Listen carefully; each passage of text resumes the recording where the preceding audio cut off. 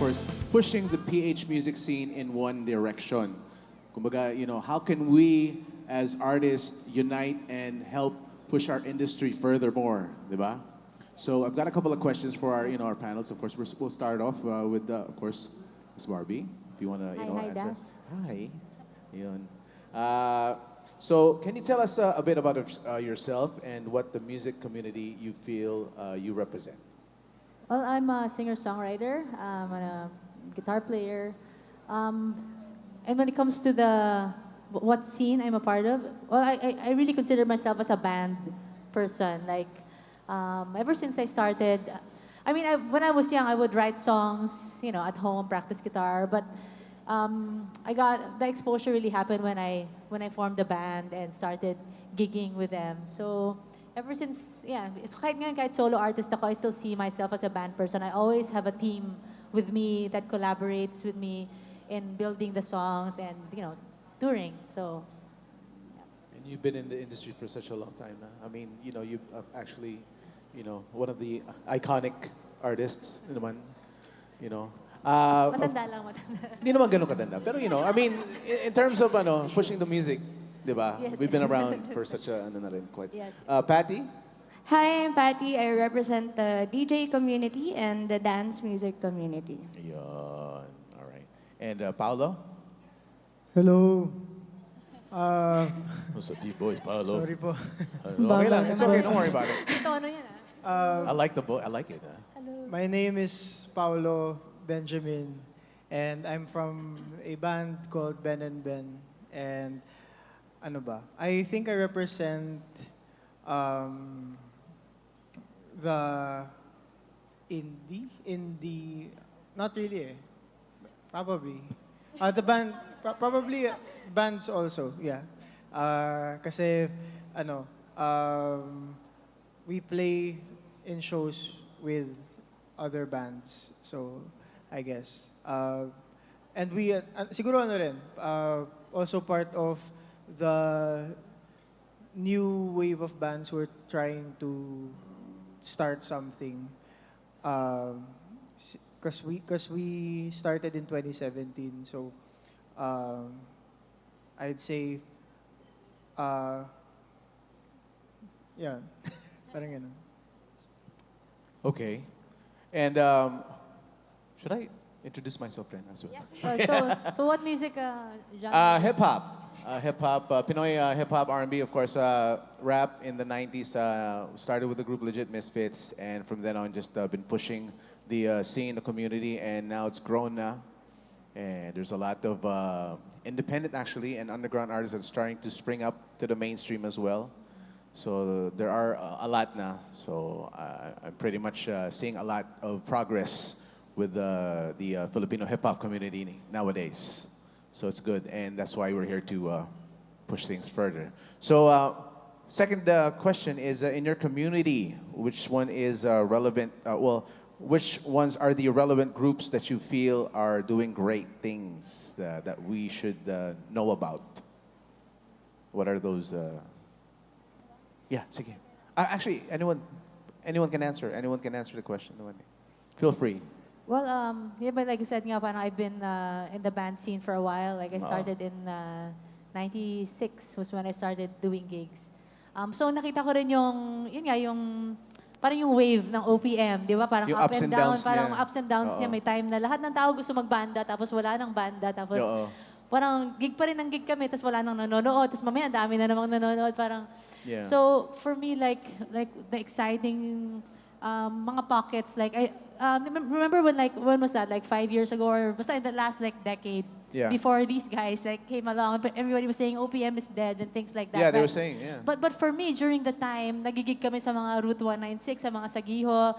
So there was Yes. not a lot of action in the mainstream, but there was parang I think that kind of lull, like, just really opened up the space for a lot of creative Yeah. artists. Parang wala ka na kasing parang wala ka nang hinahabol na gusto kong sumikat o ganito. So everybody was just doing their own music and Yes. really feeling free to create anything. Kasi parang wala kang piniplease masyado na big boss or something. So Exactly. for me, that was such an exciting time going into these little bars and hearing all kinds of, just yung variety, it wasn't like that before. Oo Like nga. in the last, yung mga narinig ko mga artists na lumabas in the last 5 years, 10 years, the variety wasn't the same in the 90s. Parang Oo. mas marami ngayong, na yun nga, iba-iba yung music na pinupursue. And people just feeling so free to pursue, any genre that they Oh. want. So, Especially now with the technology that we have, everyone can Yeah. just, create their music and just, again, going to Yeah. venues like Route 196 Yeah. and,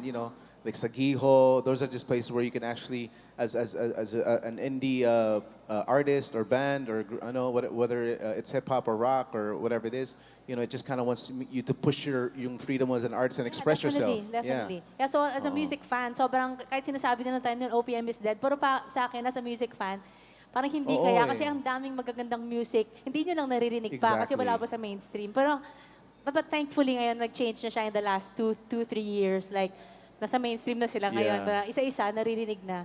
So, that's Exactly. great. I think you just kind of like go a little bit deep further and kind of look for those areas and then just, find, who will be the next best talent and artist, diba? How about you, Patty, and the DJing scene and the, For me, honestly, for the DJ community, I really have to thank, or we have to thank the DJ schools that we have also. Because Yeah. not a lot of people think or know na meron kaming studio or schools where you can actually learn how to properly DJ. yeah. And in the dance music community naman, commercially, the Palace is doing really well. Cove Manila, Underground, we have 2020. We have all the likes of venues in Poblacion where they play techno, tech house.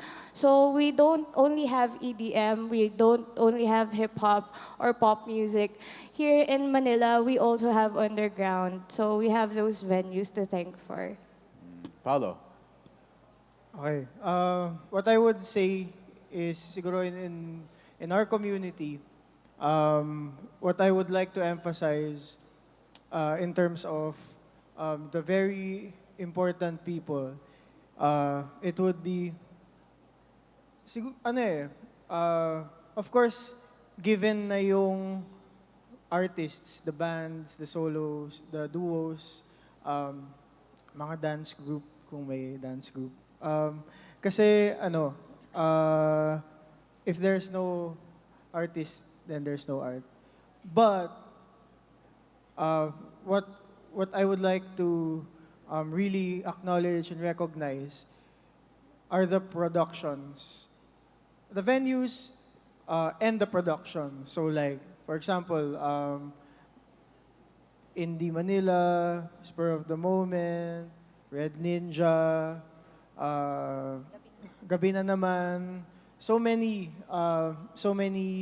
selfless productions who literally work countless hours just because they believe in the spirit of independent music and the emerging artists, and they would like to give them a chance. They gave us a chance even when no one was listening and no one was going to the shows and no one believed yet. So we really have to give credit to them for really pushing independent music upward. So can we take time to give a round of applause to all these productions? Kasi grabe yung work talaga na ginagawa nila. So yun, for us it's really the productions. Maybe we could get some questions from the people out here. Who wants to ask questions? Or feel free to ask our panelists. Anyone? Oh, there. Okay. Yeah, you can just stay there if you want. Or Hey, what's up? Good hey, what's up? What's up? So we're gonna talk about pushing the PH music scene in one direction, right? Yes, sir. So as an audience here, I'm just really curious.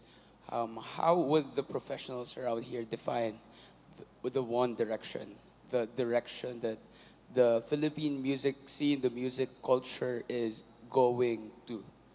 Like, that's it. Yeah.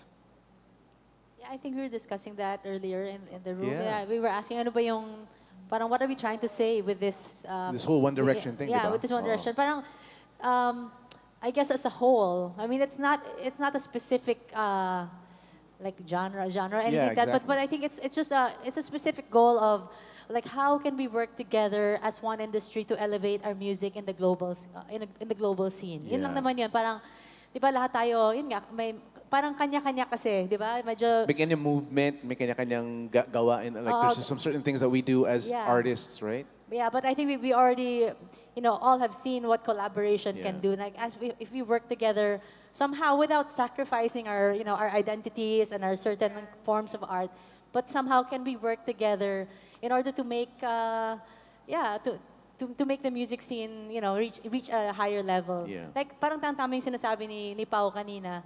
Kasi before, parang feeling ko kami lang eh. As artists, like, when I would go to a venue, and then it's full of people, parang, uy, ang galing namin. Parang feeling mo, ikaw yung nagdala doon. And then when you go to another venue, another gig, walang tao, then you feel bad. Parang hindi siguro ako sikat kasi walang nanonood. Parang, you know what I mean? And then parang later on, I realized that it's not pala me. It's not Yeah. just me. It's Yeah. like, like people like he mentioned all these production houses na they also start like bands na parang wala pa silang money, wala parang ano talaga. They start do it. small. They do it for the love, Yeah. but they put hard work in it. Na-realize ko, yun nga, it really takes a village. It takes Yes. different excellence from every aspect to make a great show. So parang ganun lang, how can we synergize to get Filipino music out there, I think it's just pushing not just any genre, but just music itself. OPM and just kind of like helping out each other with having if let's say you have a gig and let's say Yeah. I'm at a radio station, that sort of thing, and I can actually help you push your the schedule of your gigs or whether it's your music, that kind of thing. And that's actually one of those things that can actually further us to pushing to like one direction as a whole, as a community, diba? Yeah. Patty? Same rin. Okay. Paulo? Ako, I think to add to what Barbie and Patty would like to emphasize, sa akin, it's more of, my opinion is it's more of on the artistic side of it. Yun nga eh, I don't think that one direction means one sound necessarily. Why? Because in fact, the diversity of Filipino music is one of its greatest strengths. Because buti sana kung parang there is a genre that is above. But the thing is, when you talk about Filipino music, all genres are excellently written, excellently performed, excellently projected to people, and excellently received then. So parang, I think that kind of diversity is what we should hold on to. Siguro, parang, what I would say is, even if we have different sounds, different production styles and everything, one of the things that is common among Filipino artists would be the stories that we tell. Why? Because since galing tayo sa Pilipinas, we come from the Philippines, the stories that we tell, whether actually they're heartbreak stories, love stories, stories of love for the country, and about the environment, it's always in the Filipino perspective. So I think one direction means actually embracing the Filipino perspective on how we view the things around us and the world, and then sharing that to the rest of the world through the music that the artists here make, no matter how it sounds. So, There you go. Any more questions? Sir? Ayan. Hi, Pat here from Palawan. Kasi ang concern Pat. kasi, Palawan. Pushing PH music, so it means the whole country itself. Parang kasi, pero ang in reality, I think, in my opinion, is concentrated yung music scene sa Metro Manila. Kasi like, all of you guys came here, are from here, yun lang yung umaangat. Or kung hindi man kayo taga dito, you need to be in Metro Manila to be recognized or to be get through a label or something. So how can we naman like generalize the whole country in pushing that music into the in one direction?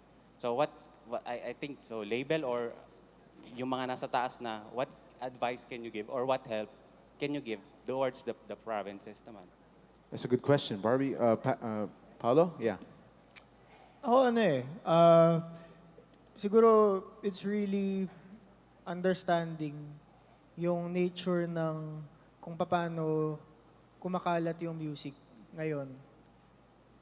Which is actually, sobrang, na siya, democratic in the sense na, pag online kasi,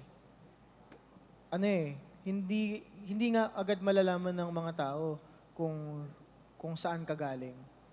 Pero ang question kasi doon is, okay, if it's online through streaming, through YouTube, through social media, paano?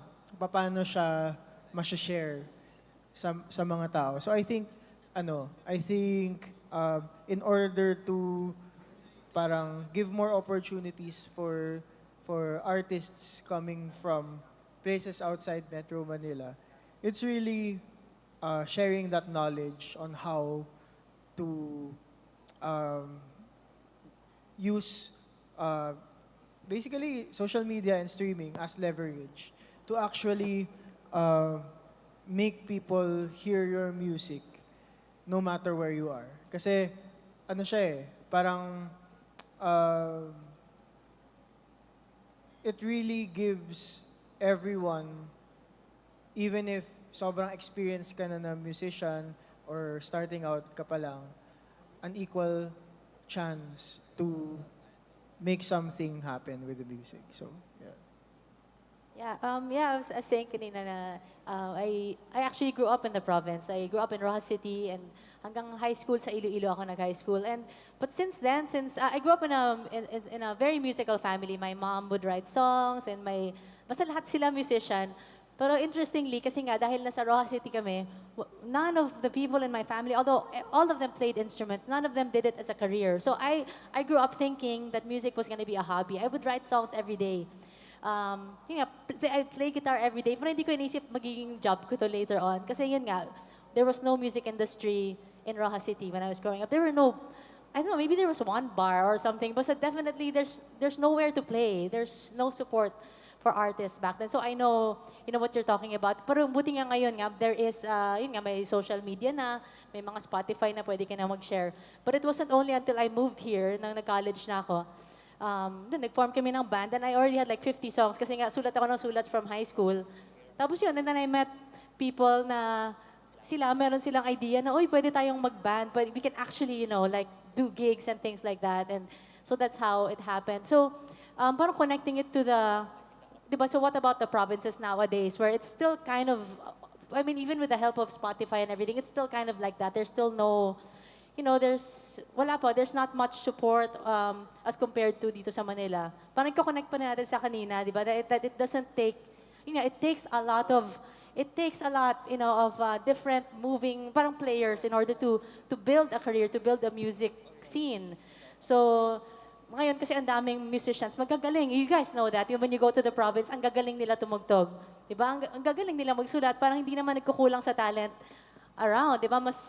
Ang gagaling all around. Pero yun nga, siguro nagkukulang sa, yung mga production houses. Nagkukulang, yun lang. We need to find support in the other aspects na sana ma-build din in the provinces. Di ba? We need people also like gabi na naman production, pero Iloilo version. Di ba? Meron dapat doon na ganun. Sobrang passionate din ng mga production houses na mag-i-invest sila. Yeah. So, yeah, we need all those other things. Yeah. But the talent is there. I think that's the best way is just to push you regionally. Because, again, the Philippines is such a big, archipelago. We have a lot of talent, not just here in Metro Manila, but in other places, Patty? For the DJ community naman, I would set an example like for example, Cebu, they produce their own festivals. They have live bands Yeah. from last year. So, yung bida doon, yung Cebu DJs nila. I think also in provinces, if they produce their own shows, parang instead of flying in a Manila DJ, they should support their own, I guess, 'di ba? Yeah, that's Ganon. true. Same as ours. So, we have a lot of music festivals in Manila. So, syempre, sino ba yung hire nila? Manila DJs. You guys made like a really good point, actually. I think the question on everyone's mind here, especially if you don't come from what some people call Imperial Manila, is that how will the regions develop when there is so little economic investment in them? And I think sorry, can I just also give like a bit of an Go ahead. Yes. if we compare the Philippines and America, America being the most successful country of which the music industry thrives, it's because America is an easily accessible landmass. So they are able to sell their music in all its forms because they can access their people so easily. Here in the Philippines, we are as fragmented as a geography as we are culturally. So what you said, Pao, about it being culturally diverse, yes, that's very true. It's a strength. But it's also, I guess, a challenge when the other cultures feel like they don't have the same power as we do here in Metro Manila, especially. And I feel like the people that are here from the other provinces should know that you should not feel that way about your places. Like, don't feel that way about your languages. I can hardly believe, because I grew up here, that other Filipinos felt that way. And Barbie, when you said na you come from Iloilo, did you ever experience parang that discrimination when you first came here?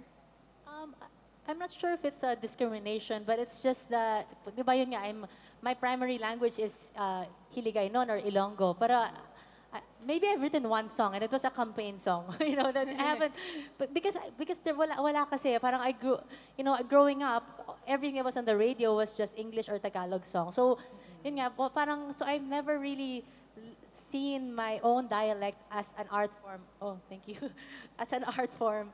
Parang alam mo yun. So, yun lang yun. Kaya wala masyadong mga Ilonggo music. Kasi nga, parang wala pa, I mean, I've tried. Pero yun nga, parang wala rin akong input eh. So, parang I've never really listened to an Ilonggo song na ang ganda-ganda. That's, so it's not discrimination. It's just that, I don't know why there's a lack of just material. Yeah. Maybe it's because we've never explored other places kasi Tagalog has been the definition of Filipino for the longest time. And Chai Fonacier actually mentioned it in a talk she had before, and I found very beautiful. She said, we should be regionalistic. And I think that is the direction that Filipinos should take. Na, it's kind of, it's a paradox. Na we'll push in one direction in the sense that we will all develop our individual communities, and then we come together as a diverse Philippines. Yeah. Pero meron na ngayong mga like yun nga, yung mga like the PhilSCAP camps, the Elements Yeah. camps. Yeah, I think that's exactly what they're trying to do. They're trying to They're pushing the regional they're trying stuff. to open up these roads, di ba, for the other provinces. Yeah. Napagkaroon sila ng, we were at a PhilSCAP camp, when was that, last month? And yeah, August, no? Was it? Yeah, no, August. Tapos may mga kasama kaming iba-ibang Yeah. mga provinces. From And different, like north and south, no? So, marami naman tayong ginagawa as a scene. Pero syempre, pwede pang Yeah. ituloy. Maybe Yeah. you should make your next hit in Hiligaynon. But Yeah. I've been trying to write Hiniligaynon since the 90s, like I said. Pero parang ewan ko eh, hindi ko siya naririnig pa sa, yun nga, maybe, yeah, maybe I have to keep trying. I think that's a good idea because I mean, like for example, we have of course Karen Sita from Cebu. She's actually, Yeah. doing her music in Bisaya. So that's pretty much a good example of just regional and just pushing and taking pride in her own language and her culture. So I guess now, especially in urban music and hip hop, there's a lot of groups now that actually rap in their own dialect, whether it's Ilonggo or Kapampangan na rin. So there's a lot na. So that's a good way to encourage all these artists not to be ashamed of where they're from and just to push it more, and especially now. And that's, I guess, one way of really pushing it to just, to further our music, scene out here. Yeah. And then, siguro if I may add, in terms of uh, using other languages and dialects as medium when writing the music. It doesn't even have to be, kumbaga the same way na there are songs that are not pure English, like English and then Filipino, or like Korean and then English words. One way of leveling it is acknowledging that all the languages in the Philippines are equal, and because they are, then why not encourage, kumbaga, the collaboration of languages, in the sense that you can have a song that is both in Tagalog and Hiligaynon. Kumbaga, there's a Hiligaynon part. Yeah. And that is one way to open the ears of Filipinos who probably don't understand Tagalog that much or don't understand Hiligaynon that much, into actually exchanging the languages, because parang the common platform of that is the music. So yun, parang I think it's one interesting way to explore, eventually really diversifying the languages used when writing Filipino music. So it can be truly diverse. Yeah. Ayun, that could be the next project for NCCA. There you go. Yeah. All right. Thank you. So now let's move on to our next question. I think we were kind of discussing this a while ago backstage and all that. And, there's some examples of what other markets do. Of course, K-pop has a distinct sound, look, and way of marketing. Now, Americans, of course, really work on putting up a show and are very particular about technical aspects. Now, here in the Philippines, what direction do you think we should push in? And any ideas or suggestions that you guys might have, or probably that have, thought about? And yeah, I guess you guys already have. So Barbie, can you? Oh, yeah. Yes. No? Yeah, earlier I was just sharing when we were in the room na back in the 90s, like I was starting out, and nagigig kami sa mga ibang bars. Pero kami may isang fan kami na Korean. Lagi siya nanonood sa amin. Tapos she kept saying that, she really, really loves. So imagine this was like 97, 98. So K-pop wasn't yet a global thing, and it definitely wasn't here yet. And this was just her opinion, so I'm not sure if other Koreans would like share her opinion. But she kept telling me and the other bands, I really, really love Filipino music. I feel like our music in Korea is so behind. That's what she said. Sabi niya, but when it comes to fashion, sabi niya, ahead kami, behind kayo. Ganon. Sabi niya, but so back then, yun yung opinion niya of Filipino music versus Korean music at that time. But then, like lo and behold, like, just maybe, I don't know, 5 years later. Yeah, fast forward now, no? Yeah, Korea is like, the music was it's on a global scale, di ba? So, pero nakita ko rin, I think maybe a part of their appeal was also their fashion and all these other, the visual side of their, of their expression, di ba? Parang part yun. So, siguro sa atin din, kasi Pinoy tayo, I don't know, di ba medyo may tayo eh. Yeah, we have that. Relax lang tayo. We want to go to the gig. Pwede. We just want to wear a T-shirt, and that's what we love, di ba? We just we're all about music. We're not about the the look. The Or parang brand. ganun. We're just, that's how we are.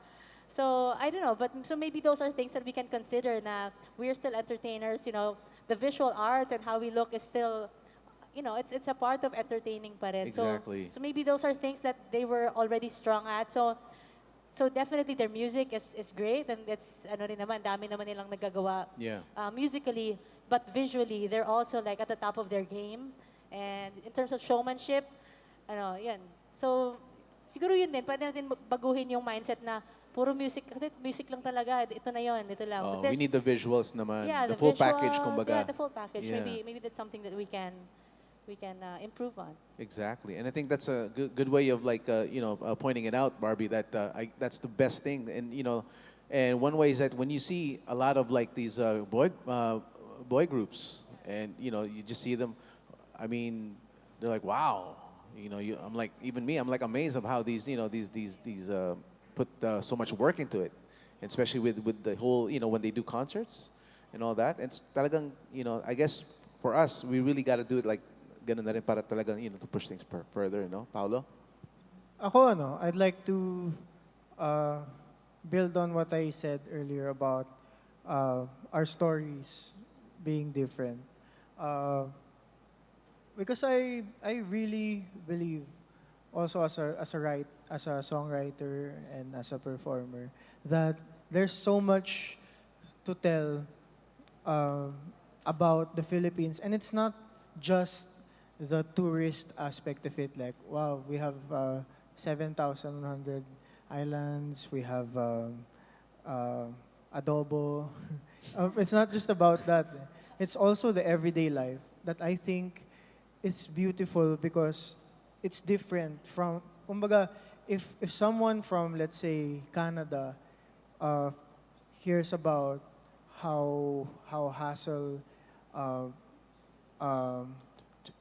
morning commute is. Oh, I thought you were about to But- say traffic. but- Which is, yeah. But Traffic na, buhol-buhol. it's really more of it's more of how it relates to that person's story. Maybe it's like a love song or Yeah. or a heartbreak song. It's those details actually that make us different because no one else has those details, but the feelings attached to those details, yun yung that's the one that's shared no matter what nationality you come from. And that's why I really admire how hip-hop artists so effortlessly do that. Because it's really not being ashamed of where you come from. Yeah. And it would be cool if even other artists would really embrace that. But again, not necessarily in the Filipino pride and the usual notion of it, but rather embracing our everyday stories and using them and channeling them in the music that we make. Because yun yung, that's what I would say, it's uniquely Filipino. Exactly. Yeah, so yeah. Just one example. We did a song back in 1994 called Traffic. Traffic na, buhol, buhol, oras mo. Yeah, see, it's been 25 years, and it's still traffic, and it's even gotten worse. Diba? Do you agree? You all right? We did the song back in 94, and it Yes. still is traffic. So that's just our everyday lives. We wake up in the morning, we go like, oh man, here we go again. Oh, EDSA. Diba? So, yeah. Those are the everyday struggles that we go through, and we put it in writing, and of course we record it, and we Yeah. give it out to the people. Sana in 5 years wala nang kanta na traffic eh. Wala na. nang bagong lalabas. Pero meron traffic lang may bagong forever. rendition. Traffic lang may Traffic lang may forever eh. Kasi di ba sabi nga, yung sa mga umiibig dyan. Patty, For us, ang hirap kasi sa amin kasi sa DJ community may iba-ibang genres. But for me, honestly, no genre is better than the other. Dance music is still dance music.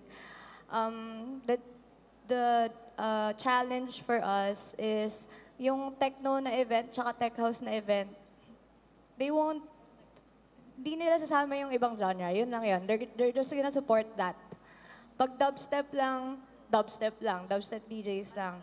Siyempre, So, nagkakaroon ng watak-watak division. Yeah. So, instead of it being a huge dance music community in the Philippines, it's just, it's just 2020 people. The palace people are just doing the commercial mainstream Yeah. stuff. Oo. The trans guys are left behind in poblacion playing in small gigs.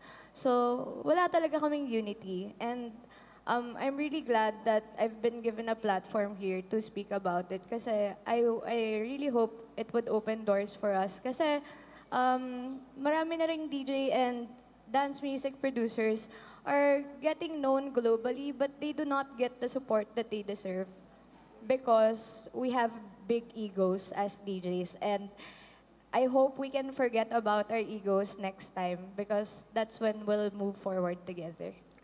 Sigur- Very well said, Patty. Wow. Siguro what I have to say about that is I think it's really possible given that we've seen it happen also in the indie band scene or in the indie music scene because what I guess what was new in this new wave was that you would find a festival na merong post-hardcore, merong folk pop, merong funk, merong shoegaze, merong post-rock na isang lineup lang lahat. But people appreciate them equally. And I think it really starts with the culture builders.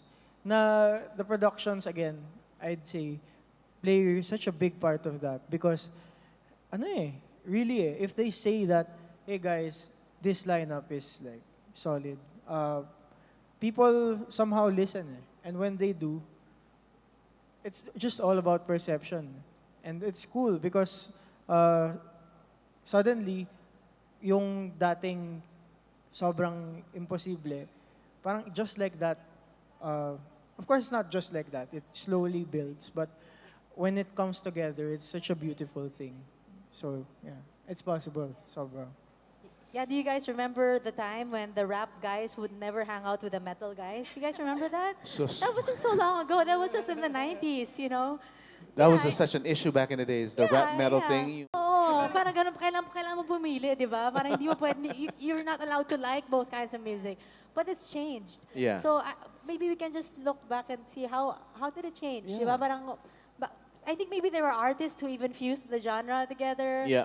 And then yun nga, the same festivals or yun nga, nung time na down yung OPM, sama-sama kayo dun sa walang nanonood, puro magkasama kayo. So, Exactly. So Bonding, and of baka course, in that humbling time, you know, they formed friendships. Or I Yeah. don't know, so I know exactly how it happened, but it has happened in the music scene that now na-embrace na all kinds of music. Wala nang kayo baduy kami hindi. Parang wala nang ganon. Everybody's like, so I'm sure it can happen also in the dance.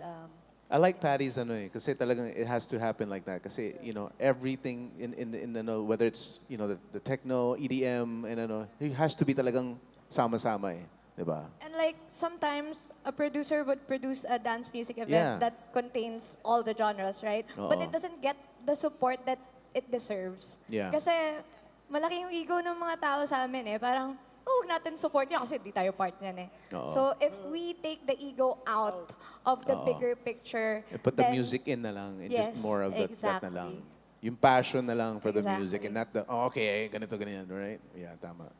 All right, there you go. Next question. For other aspects that contribute to becoming a successful artist, like management, labels, and government brand support, in your experience in our own music industry, any thoughts on how they can help us push in one direction? And as an artist, what do you think you can do to help unite the various communities? So, Go ahead. Anyone? I think based on our experience, it really one of the greatest things that that happened in our story so far is we've had the privilege of working with very artist-centric management, a very artist-centric management when we were starting, and then eventually labels. So before before we used to be distributed by Warner, and now we're with Sony Music Philippines, and I think uh, what they did differently now more than ever is really no matter how crazy the ideas get ng mga artists, they believe in them. And I think that's where it starts. I mean, it might sound too big to grasp, but parang it's really how it works. Also, when we ever since the start of Ben&Ben, Sindicato management, I think they're here also. Where are they? Sindicato. Oh, anyway. They also really were artist-centric to the point na, syempre, if we would do, let's say, a music video, we don't have budget for a music video since we already spent it on food because we're a lot in the band and our needs are significant. So, basically, they funded the music videos. Yung ganun ba na, na belief and the translation of that belief into tangible plans of action. So I think, basically, for everyone trying to collaborate with or like help an artist really succeed, it's really that just believe in the art, believe in the artist, and it really will take all of the people in the team to places that they've never been before. So, yun. Artist-centric tayo, friends. Just to add to what Paulo said, yun, parang going back to sa kanina, di ba, na we've been stressing na it takes different sides of the artist and the management, lahat tayo sama-sama. Pero yun nga, importante na parang alam natin yung role natin, di ba? Parang for me, like, my manager, Tommy, he's talking to someone. Hi, Tommy. My manager and he's been my manager since Hungry Young Poets, so that was in the 90s. And then, anyway, he's been my manager now again for like the last, I don't know, was that 10 years? I don't know. Mga 20 years na. Matagal ko na siyang manager. But he also became my label, 12 Stone Records, in 2005 and up to today. And one of the things, kasi yun nga, before I was with Tommy, in terms of the label, I was with different major labels with Warner and Sony and ganun. While I really appreciate din, diba, all the support that they've given me and my previous bands, when I was new, yun nga, diba, coming from Iloilo, just puro lang kami, I was just all about the music, all about the songs. Suddenly, I'm faced with these major labels, and I felt like now these songs have to turn into money. You know what I mean? It's like, we don't like this because it's not gonna sell, or it's not gonna... Parang I felt kind of lost, like how, parang alam mo yun, like, do I need to sacrifice my heart as an artist and be more commercial? Parang how can I fuse these two together? But anyway, finally, when Tommy became my label in 2005, we had just one small meeting, and it's kind of set the tone for us in the last decade. We said, okay, when it comes to the music, the creative side, ako yung boss. When it comes to the marketing side and the business side, siya yung boss. And it's worked so far. You know, ganun lang. Parang it's like, I as an artist, I feel totally free to, to create and to experiment. But at the same time, I trust his expertise when it comes to, di ba, saan kami mag-show, saan kami, paano namin i-market to. Kasi wala akong alam masyado din, siya yung expert doon. So we need each other, but we know what our expertise is. And, we have space for each other in that sense. So, thank you, Tommy. Yeah. Patty? For us in the DJ community, to push it further, we have a school, we have studios. We're gonna keep teaching the young people who wanna know and treat DJing as a profession. Because it can, if you really do well, you can really make it. And honestly, I started 2011. I quit my day job. I was earning 5,000 pesos as a PA for somebody. And now I got to send my sister to school. She just graduated from La Salle cum laude. So I sent her to school using all my DJ talent fees. Wow.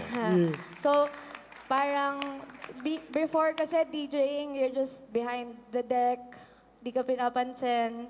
Ngayon, you can also be the rock star of the show, di ba? So, kasama na kami. We are considered as musicians as well now.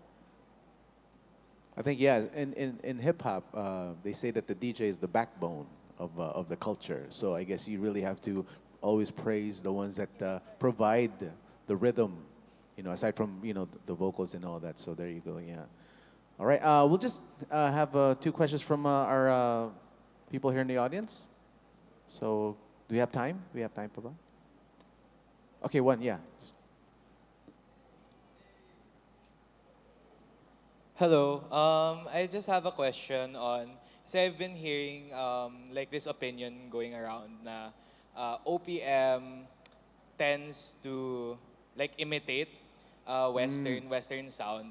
Now, in my opinion, I don't think. I mean, it is like in terms of genre and sound, like overall how the music is treated.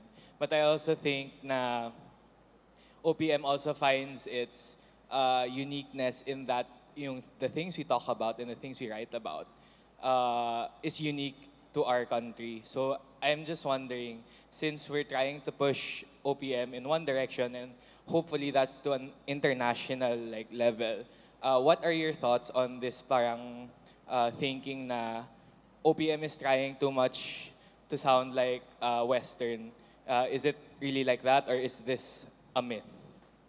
I think, well, first of all, yun nga, creativity isn't, parang doesn't thrive in a vacuum, right? Lahat naman, si God lang yung kaya mag-create ng something out of nothing. Lahat tayo, nag-create tayo dahil meron din tayong input. Yeah. Diba? So there's nothing wrong with being influenced by others, and that's how we all learn to talk, diba? Just by copying. That's how we all learn to even write, because we listened. We're music fans, so we ended up. So okay lang talaga yung ma-influence ka. That's how you learn, right? Yeah.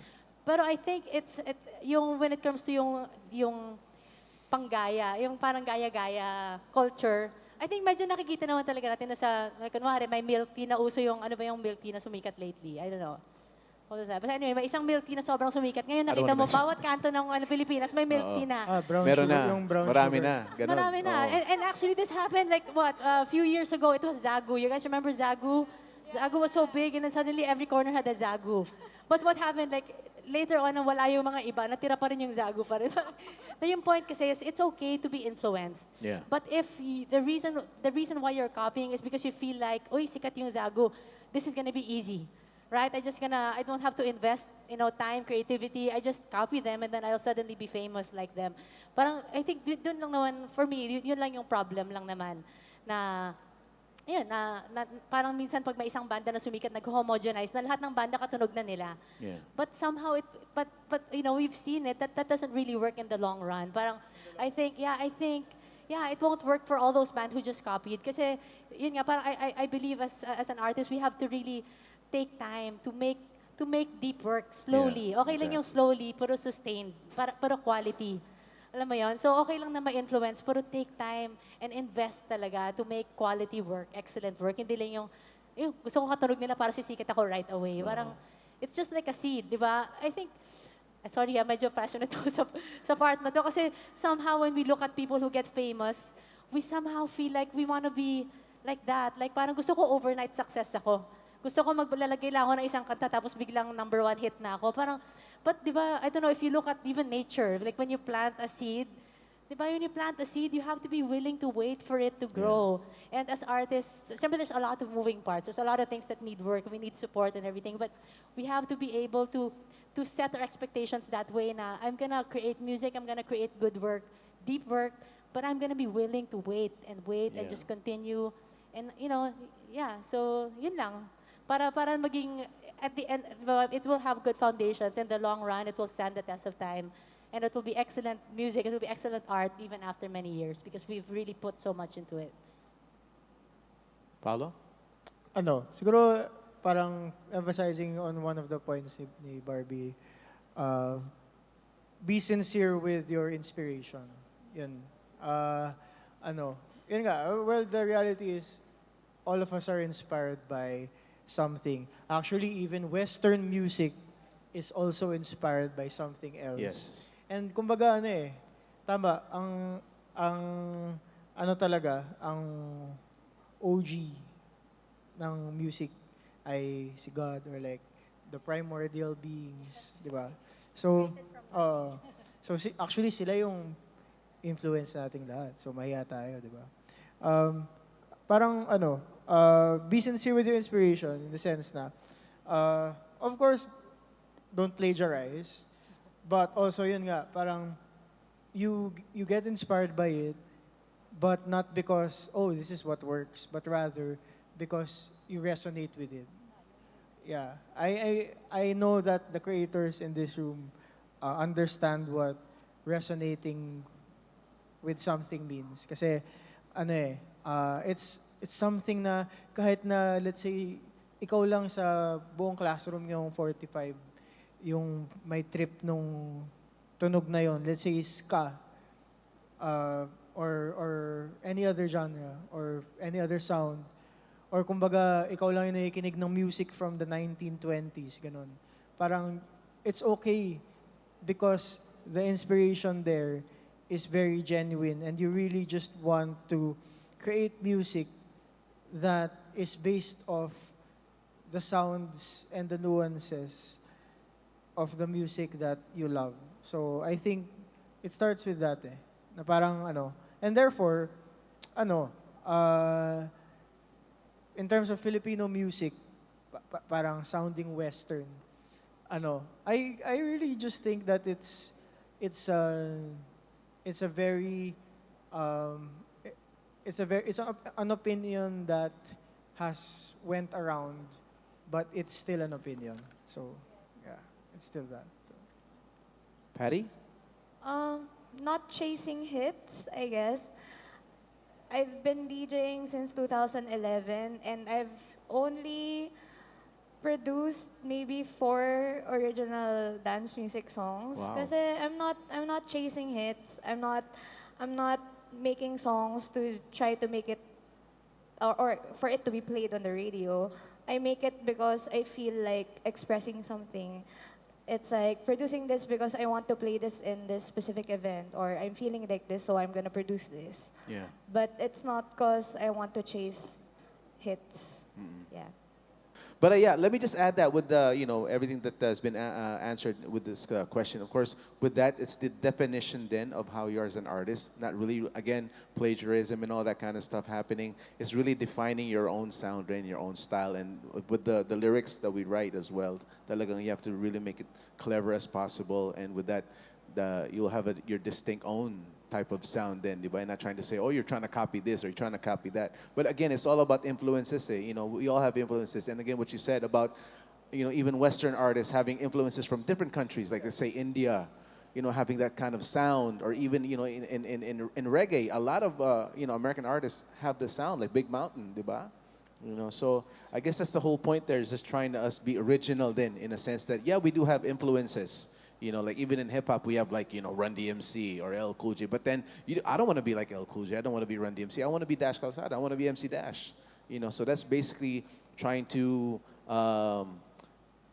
I guess, brew your own type of, yeah, diba? So there you go. Yeah. All right. Okay. So one more question before we wrap things up for our panelists. Now, what is your dream in the Philippine music industry? Ano bang pangarap natin ba? Diba? Yung matagal na natin pinapangarap dito for such a long time.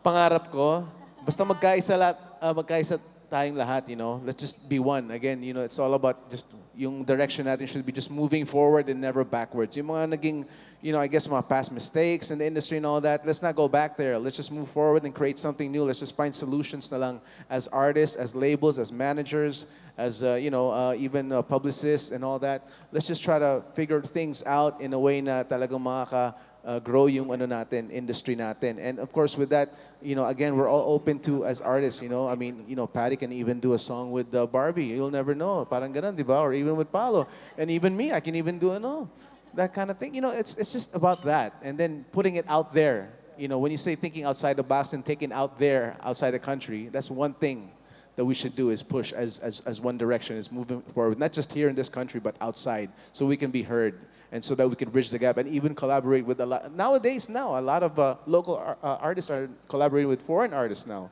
and doing very well. So I guess that's one thing, and just keep moving forward lang. Yeah, siguro sa akin din yung dream, yun nga, na sa buong Pilipinas magkakaroon ng opportunity to be heard.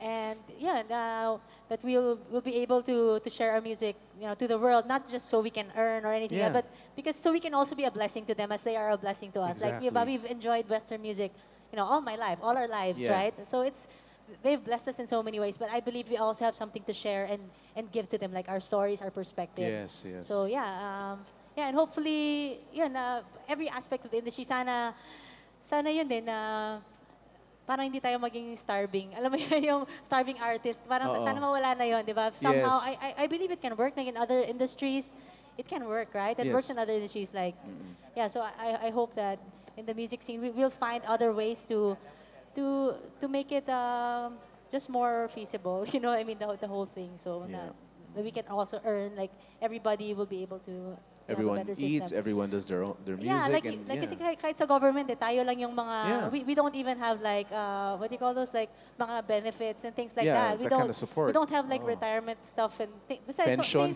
Mga things like that, like other jobs, they have that, right? They have support from the government. But when you're a musician, you're really on your own. Yeah. There's really no, is there, or I don't know, I just feel like there's no support when it comes to That's why we're so independent. Or things like that, So I guess I think that's with one the way. government, that's something that we Oo. can. I hope to see in the near future that, so that we can thrive as artists and be able to live on what we do. Yeah, because I think in other countries they do that. The government actually supports then the musicians and the artists, in terms of what you just mentioned a while ago. Yeah, Paulo. Ako siguro in terms of sharing Filipino music to the globe.